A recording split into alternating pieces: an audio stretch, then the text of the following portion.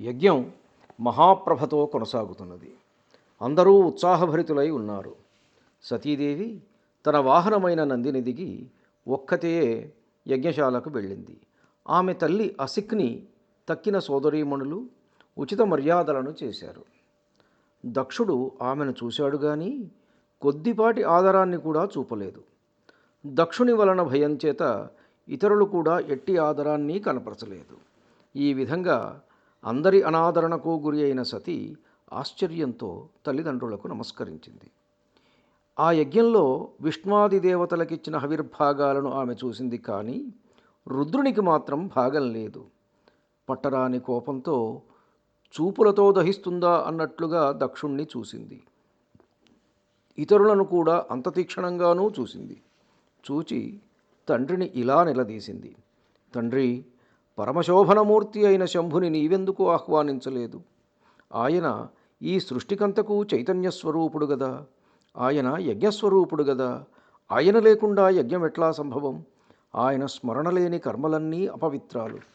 రుద్రుణ్ణి ఒక సామాన్య నరునిగా భావించి అనాదరించావు.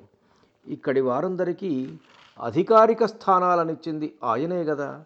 అట్టి శివుణ్ణి తెలుసుకోలేకుండా ఉన్నావు. నీ బుద్ధి భ్రష్టమైంది. శంభుడు లేని యజ్ఞానికి ఈ దేవతలు ఋషులు ఎలా వచ్చారు? తండ్రిని ఇలా మందలించి సతీదేవి విష్ణువునుద్దేశించి క్రోధంతో, ఓ హరి, సగుణ నిర్గుణ స్వరూపుడైన రుద్రుని నీవెరుగవా? నువ్వు వరాహాద్యవతారాలను ఎత్తడానికి కారణం ఆయనే కదా. అయినా నీకు జ్ఞానోదయం కాలేదు. రుద్రుడు లేకుండా తగుదునమ్మా అని యజ్ఞభాగానికి ఎలా వచ్చావు అని ఎత్తి పొడిచింది. అట్టి కోపంతోనే బ్రహ్మనుద్దేశించి, ఓ పితామహ, 5 ముఖాలు గల నువ్వు రుద్రుని ఎదుట గర్వాన్ని చూపగా ఆయన నిన్ను చతుర్ముఖునిగా చేశాడు కదా అని నిలదీసింది. ఓ ఇంద్ర, మహాదేవుని పరాక్రమం నువ్వెరుగవా? హరునిచే నీ వజ్రం భస్మం చేయబడింది కదా అని ప్రశ్నించింది. ఓ అత్రి వశిష్ఠాది మునులారా, పూర్వం దారుకావనంలో రుద్రుడు భిక్షాటనం చేసినప్పుడు మునులు శపించగా ఆయన లింగరూపంలో జగత్తునంతా దహించాడు కదా అని బుద్ధి చెప్పింది. ఈ విధంగా జగన్మాత అయిన సతీదేవి కోపంతో ప్రశ్నించగా అక్కడి వారంతా భయాన్వితులై మిన్నకుండిపోయారు.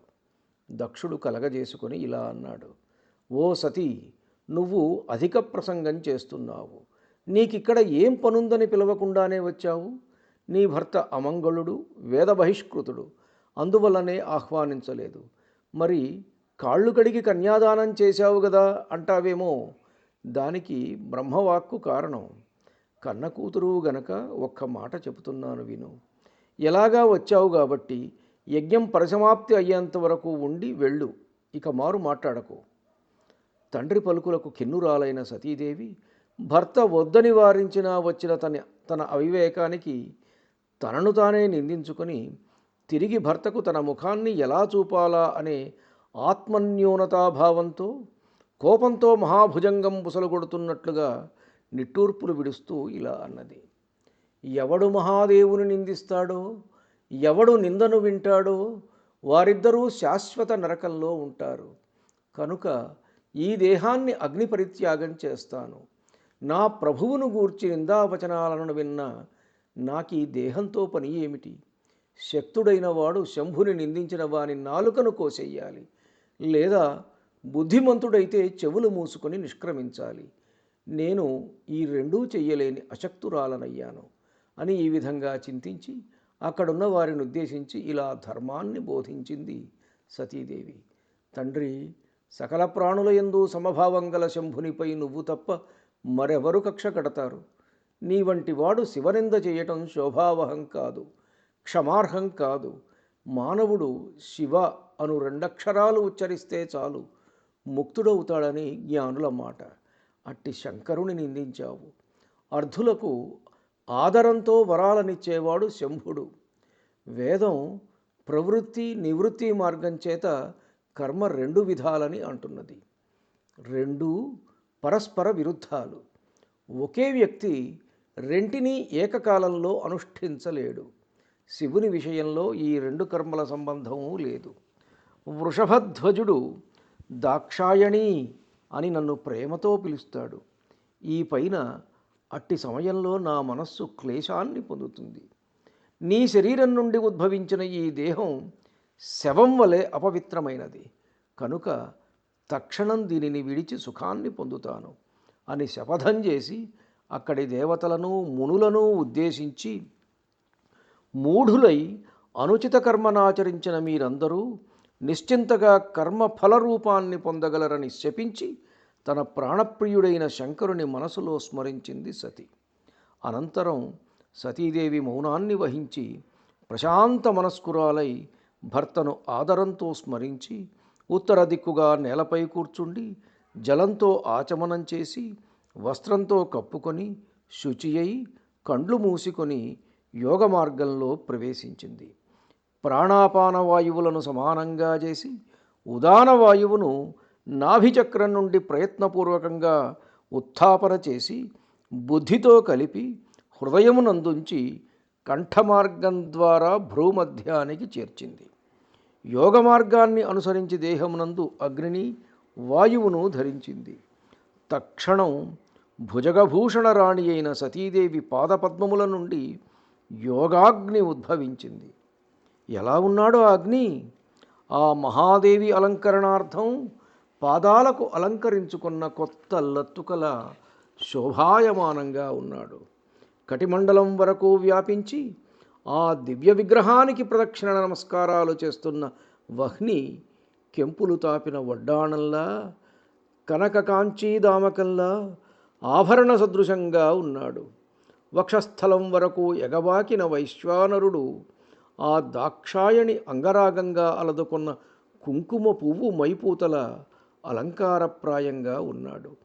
ఒక్కసారిగా సప్తజిహ్వలను సాచి చంద్రశేఖరు రాణి లలాటం వరకు వ్యాపించినప్పుడు ఫాలభాగమందు బాలసూర్యప్రభతో కుంకుమ బొట్టులా ఉన్నాడు వీతిహోత్రుడు. సీమంత వీధికి ఎగబ్రాకి సింధూర రజంలా ఉన్నాడు చిత్రభానుడు. గిరిశిఖరాల వంటి నాలుకలను సాచి చుట్టుముట్టిన సప్తార్చి జిహ్వరూపములైన జ్వాలల మధ్య శంకరపత్ని అయిన సతీదేవి సప్తగిరుల అంతరాళమందు లోకరక్షాదీక్షను వహించి స్థిరంగా నెలకొన్న లోకపావని అయిన బాలాదేవిలా పరమోత్కృష్టంగా మహా తేజోవిరాజమానంగా ఉన్నది. ఆ దృశ్యాన్ని అక్కడున్న వారందరూ దిగ్భ్రాంతులై చేష్టలుడిగి చూస్తూ ఉండగానే వెంటనే హతకల్మషురాలైన సతీదేహం ఆమె ఇచ్ఛను అనుసరించి అగ్నిచే భస్మం చేయబడి క్రింద పడింది. ఆ దృశ్యాన్ని చూసిన వారందరూ విస్మయాన్ని పొంది పెద్దగా హాహాకారాలు చేశారు.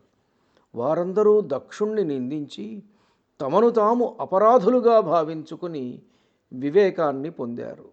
వెంటనే రుద్రుని సేవకులు మహాబలశాలురు అయిన 60,000 రుద్రగణం మహారౌద్రంతో హాహాకారాలు చేశారు. ఆయుధాలను పైకెత్తి వాద్యధ్వనులచే దిక్కులు పిక్కటిల్లా ప్రళయాన్ని సృష్టించడం ప్రారంభించారు. కొందరు వ్యాకుల చిత్తులై తమ ఆయుధాలతో తామే ఖండించుకున్నారు. నశించగా మిగిలిన వారు దక్షుణ్ణి సంహరించడానికి ముందుకు ఉరికారు. ఆ దృశ్యాన్ని చూసి తక్షణం భృగు మహర్షి యజ్ఞనాశకులైన రాక్షసులను సంహరించే యజుర్వేద మంత్రాలతో దక్షిణాగ్నియందు హోమం చేశాడు. వెంటనే రుభువులు అనే దేవతలు వేలాదిగా అగ్నిహోత్రం నుండి పుట్టుకొచ్చారు. మహర్షులారా, అప్పుడు ప్రమధులకు రుభువులకు మహాబీభత్సంగా యుద్ధం జరిగింది. బ్రహ్మతేజసులైన రుభువుల పరాక్రమానికి ప్రమధులు పలాయుతులయ్యారు. ఇంద్రాది దేవతలు, లోకపాలురు, మరుద్గణాలు, విశ్వేదేవతలు, అశ్వినీ దేవతలు, ఋషులు తూష్ణీంభావాన్ని వహించారు. కొందరు విష్ణువును ప్రార్థించారు. కొందరు విఘ్నం లేకుండా యజ్ఞపరిసమాప్తికై ఉద్వేగంతో సమాలోచనలు జరిపారు. బుద్ధిశాలి అయిన హరి మాత్రం సతీదేహ త్యాగం వల్లను రుద్రగణాలను తరిమివేయటం వలను భవిష్యత్తులో సంభవించబోయే దుష్ఫలితాన్ని గురించి ఉద్విగ్నమానసుడయ్యాడు. మునులారా, భీభత్సరస ప్రధానమైన ఈ ఘట్టంలో ఆకాశవాణి అందరూ అచ్చరు పొందేటట్లుగా ఇలా పలికింది. ఓ దక్ష, యథార్థాన్ని తెలుసుకొని నువ్వు ఈ యజ్ఞక్రియను అనుష్ఠించలేదు. కేవలం దంభాచారపరాయణుడవయ్యావు.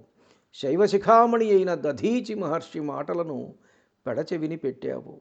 ఆయన మాటలను పాటించి ఉంటే సర్వులకు ఆనందము శుభము కలిగి ఉండేది. సర్వమంగళ అయిన సతీదేవిని అవమానించావు. బ్రహ్మపుత్రుడను అనే గర్వం చేత మోహితుడవయ్యావు. పరమేశ్వరుని అర్ధాంగి అయిన ఆమె పరమతత్వమగు బ్రహ్మస్వరూపిణి. శంభుడు పరాత్పరుడు. అట్టి జగత్కారణుడైన శివునికి యజ్ఞభాగాన్నియ్యక తప్పు చేశావు. శేషుడు ఎవని పాదధూళిని నిత్యము సహస్ర ఫణాలతో ప్రీతితో ధరిస్తున్నాడో అట్టి శివుని శక్తియే సతి. ఓ దేవతలారా, రుద్రుడు లేని ఈ యజ్ఞం ధ్వంసం కాబోతున్నది. మీరంతా వెంటనే స్వస్థానాలకు మరలిపోండి అంటూ పలికి ఆకాశవాణి అదృశ్యురాలయ్యింది. ధన్యుణ్ణి. నమస్కారం. మీ ఊటుకూరు జానకి రామారావు.